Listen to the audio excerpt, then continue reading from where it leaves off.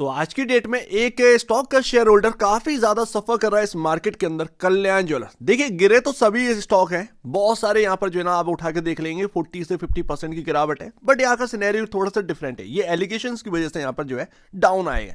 And ऐसे में आप देखिए आज की डेट में थोड़ी सी राहत है, 12% की तेजी के साथ यहाँ पर क्लोजिंग हुई है, बट इनफ नहीं है।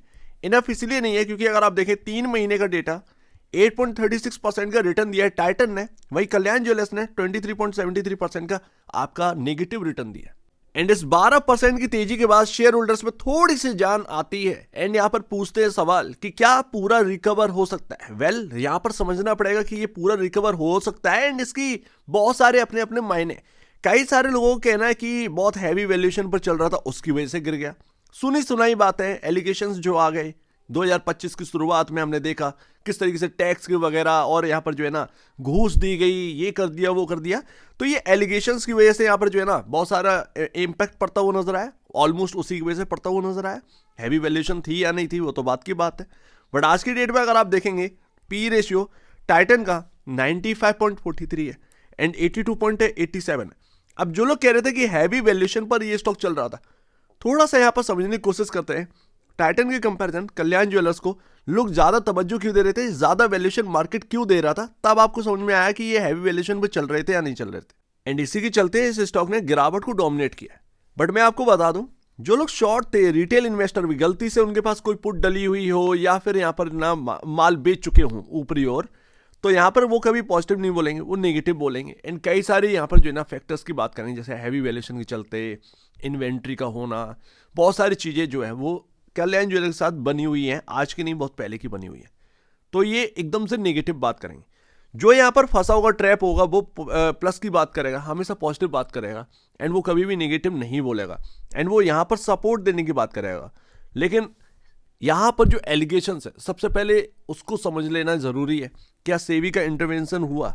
नहीं हुआ। अभी तक सेबी का यहाँ पर कोई भी रोल नहीं देखने को मिला है। जिस तरीके से सेबी यहां पर अपनी जांच शुरू कर देती है, अगर किसी कंपनी के अंदर कुछ कमी लगती है, कुछ खराबी लगती है, तो ऐसा तो कुछ हुआ नहीं, सेबी का आना तो हुआ नहीं। तो अभी तक यहां पर बिल्कुल सेफ है सारी चीजें। अभी तक इंटरवेंशन हो जाता सेबी का, उसको चलो बात की बात है। सबसे पहले वैल्यूएशन के बारे में, सेल्स का यहां पर देखिए टाइटन कंपनी का, जो कि ईयर ऑन ईयर बेसिस पर कितना ग्रोथ दे रही है। यहां पर आपको ईयर ऑन ईयर बेसिस पर आप देखिए दिसंबर 2023 से दिखते 22%, 20%, 11%, 16%। उससे पहले आपका कुछ ये हाल है 36, 25, 32, 15, कुछ इस तरीके का हाल चल रहा था ग्रोथ का ईयर ऑन ईयर बेसिस पर सेल्स का। लेकिन अभी 4 क्वार्टर से टाइटन कुछ ज्यादा कुछ कर नहीं पा रहा है। वही कल्याण ज्वेलर्स यहाँ per year on year basis पर जो सेल्स की ग्रोथ है वो आपके सामने है 34, 34, 26, 50, 37.40, 39.51, जो कि लेटेस्ट क्वार्टर में निकल कर आए। लेटेस्ट क्वार्टर अभी जो आपका Q3 के नंबर आए, बेहतरीन ग्रोथ यहां पर डिलीवर करिए। प्रॉफिटेबिलिटी में 200 प्लस करोड़ का यहां पर जो है ना अपने को क्रॉस करते हुए देखने को मिली है एंड ये काफी क्वार्टर बाद हुआ है, तो काफी पॉजिटिव हमें देखने को मिला ये Q3। बट फिर भी यहां पर ना एक डर सा महसूस हो रहा है कि क्या ये वापस से रिवर्स तो नहीं हो जाएगा। तो यहां पर आप वैल्यूएशन का समझिए कि इनको वैल्यूएशन मिल क्यों रही थी, बिकॉज ऑफ आप जो ईयर ऑन ईयर बेसिस पर जो ग्रोथ डिलीवर कर रहे हैं वो 30% के ऑलमोस्ट ऊपर ही रहती है।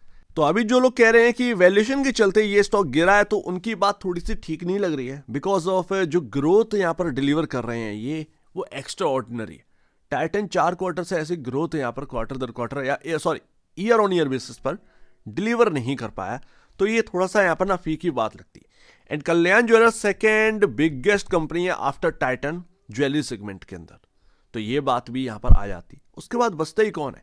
तो ये जो वैल्यूएशन वाली बात है वो थोड़ी सी फीकी लग रही है 800 पर। हालांकि थोड़ा सा महंगा तो था ही, बट इतना नहीं कि इस तरीके का एक गिरावट देखने को मिले। चलिए वैल्यूएशन की बात तो पूरी होगी कि वैल्यूएशन एक थोड़ा सा जस्टिफाई वाले थे। अब बात करते हैं यहां पर कि क्या ये रिकवर कर सकता है। पता नहीं, फ्रेंकली स्पीकिंग नहीं पता। झूठ क्यों बोल रहे हैं?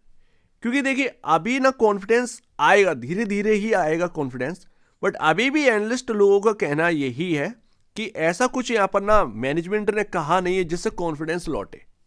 राइट, मोतीलाल अपना एक्सप्लेन करके चले गए, उसके बाद भी स्टॉक टूटा है। मैनेजमेंट ने भी कहा लेकिन उतना नहीं कहा, कोई कॉन्फिडेंस लाने वाला यहां पर जो है ना बात नहीं करी। बट मैं आपको बता दूं 2021 में एलिगेशंस लगे थे, उसके बाद ये कंपनी उभर गई। 2025 में एलिगेशंस वापस आए, देखते हैं यहाँ पर उभरती है या नहीं उभरती है।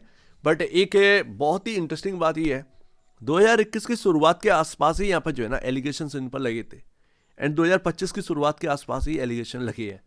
तो बड़ा ही इंटरेस्टिंग है कल्याण ज्वेलर्स के ऊपर, बट नहीं पता। लेकिन अभी भी जो एलिगेशंस है उस पर कोई सॉलिड यहाँ पर जो है ना मैनेजमेंट कुछ कहा नहीं है। तो रिकवरी होगी या नहीं होगी ये तो बताएगा, वक्त ही बताएगा।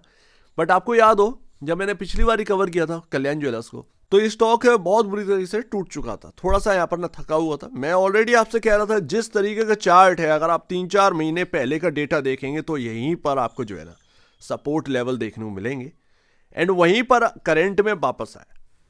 तो यहाँ पर जो एक थोड़ा सा बॉटम बन सकता था, जो कि 400 से 500 के बीच में, किस लेवल पर बनेगा ये नहीं पता, ऑलरेडी मैं आपको बताया था। बट 3-4 महीने पहले का अगर आप डेटा देखेंगे तो आपको समझ में आया कि हाँ, ये 400 से 500 एक इंपॉर्टेंट जगह है जहां पर बॉटम बन सकता है। एलिगेशंस की बात रही तो उसके ऊपर एक्सप्लेनेशन आ चुका है, कोई भी स्टॉक लगातार टूटता नहीं रहता। सो लेट्स सी, देखते हैं यहाँ पर कि क्या बॉटम वास्तव में बन चुका है। अगर बन चुका है तो यहाँ पर कहीं ना कहीं इसको जो एक 2-4 महीने पहले का अगर आप देखेंगे प्राइस, तो जो एक इंपॉर्टेंट जगह थी 650 एंड 700, उसको तोड़कर ये नीचे गया था, एंड अच्छा खासा हमने जो है गिरते हुए देखा है इस स्टॉक को। ये उसको क्रॉस करने की कोशिश करेगा। अगर वाकई में बॉटम बन जाता है तो कहीं ना कहीं ये इस लेवल को भी क्रॉस कर देगा, जाहिर सी बात है। तो यहाँ पर कोई पूछने वाली बात फिर रहेगी नहीं। अगर बन चुका होगा बॉटम तो ये 400-500 का लेवल जो है ना ये अपना बचा कर रखेगा। जब तक कहीं ना कहीं 400 जो अपने लोज लगे हुए हैं इस स्टॉक के, जब तक वो प्रोटेक्ट रहेंगे तब तक हमें तो एक शॉर्ट टर्म बॉटम तो मानना ही पड़ेगा, राइट।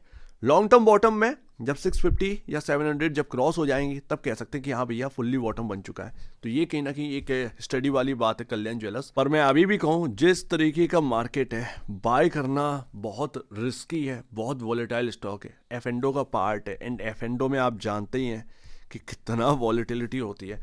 तो ज़रा ध्यान में रख के करिएगा, अपने जो ब्रोकर हैं, एडवाइज़र हैं, उनसे ही सलाह लेकर कुछ करना है। अदरवाइज मेरा कोई बाय और सेल रिकमेंडेशन बिल्कुल भी नहीं है। मैं सिर्फ आपको बता रहा हूं कि कल्याण ज्वेलर्स में जो वैल्यूएशन को लेकर बात है उसका वो एक कोई मीनिंग है, क्यों वैल्यूएशन मिली वो आपके सामने ग्रोथ ये ला कर रख रहे हैं। दूसरी बात जो एलिगेशंस है कहीं ना कहीं उसने यहाँ पर डोमिनेट किया है इस गिरावट को, बस इससे ज़्यादा ऑप्शन नहीं। एंड एलिगेशंस पर सफाई आ जाए अगर कोई सॉलिड, तो कहीं ना कहीं ये कंपनी इन चीज़ों से निकल आएगी, कहीं ना कहीं यहाँ पर जो है ना रिकवरी भी पॉसिबल है देखने को मिल सके। तो एक बार निवेश से पहले, बेचने से पहले अपने ब्रोकर एडवाइस से जरूर सलाह लीजिएगा। खुद की स्टडी करेगा, उससे बेहतर कुछ भी नहीं है, खुद की स्टडी ही मस्ट है। तो आप दीजिए वीडियो देखने के बाद तो धन्यवाद दोस्तों।